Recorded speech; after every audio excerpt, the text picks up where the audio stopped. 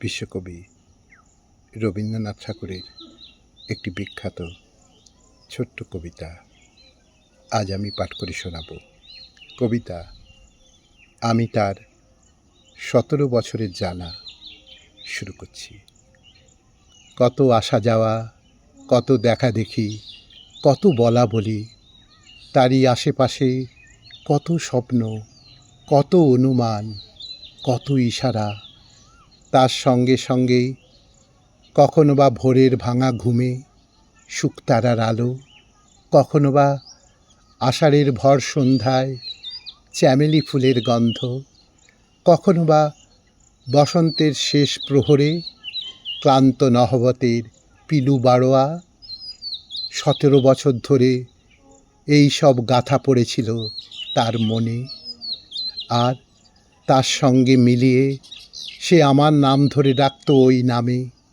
যে মানুষ সাড়া দিত সে তো একা, বিধাতার রচনা নয়, সে যে তারই 17 বছরের জানা দিয়ে গড়া। কখনো আদরে, কখনো অনাদরে, কখনো কাজের, কখনো অকাজের, কখনো সবার সামনে, কখনো একলা আড়ালে, কেবল একটি লোকের মনে মনে জানা দিয়ে গড়া সেই মানুষ। তারপরে আরও 17 বছর যায়, কিন্তু এর দিনগুলি, এর রাতগুলি সেই নামের রাখি বন্ধনে আর তো এক হয়ে মেলে না।